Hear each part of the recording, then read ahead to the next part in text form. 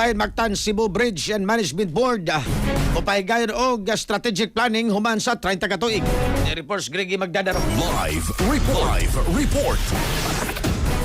Yes, ang Mactan Cebu Bridge Management Board kon MCBMB mopahigayon silang labing unang strategic planning sa buwan sa Setyembre nga may magsilbing dakong lakang sa pagpalig-on sa long-term nga panggobyerno ug infrastructure planning sa mga taytayang sugbo ug isla sa Mactan.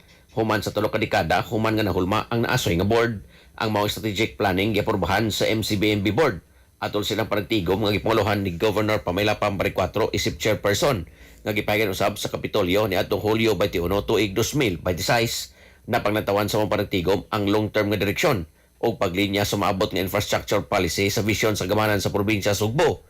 Paghimong future ready sa Sugbo, gitambungan ang mga panagtigom sa mga membro nga gilangkuban lang ni Cordova Mayor Didoy Suwan, Vice Chairman Dr. Pericles Dakay ug mga representante sa nagkadiyang ahensya sa gobyerno nga naglakip sa Department of Public Works and Highways kon DPWH, Land Transportation Office kon LTO, Philippine Coast Guard PSG, Naval Forces Central, Mactan Cebu International Airport Authority kon MCIA, Cebu Cordova Link Expressway kon CCLEX nga girepresentahan ni Engineer Alan Alpon ug Cebu Port Authority CPA General Manager Francisco Comunidor III ug uban pa. Matod ni Elizar Sabinay Jr. sa Provincial Planning and Development Office, ang mga strategic planning nagsuporta sa visyon ni Bari 4 nga himong future ready ang Sugbo.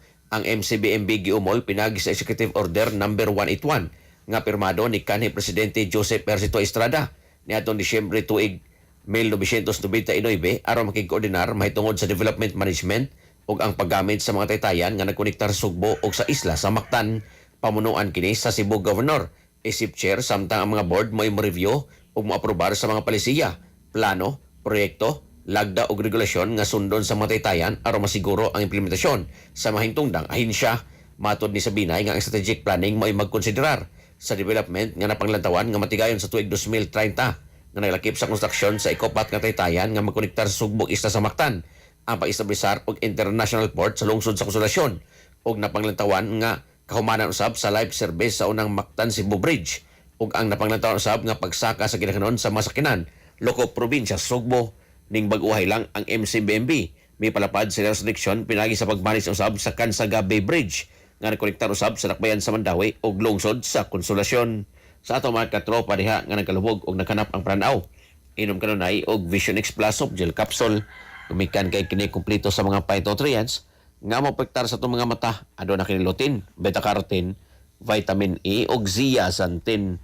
Alang sa kusang Pilipino para sa Pilipinas, kini katropa Gregi Magdaro, XFM News. XFM report. Cellphone Plus Gold, mapalit sa mga butika sa inyong lugar.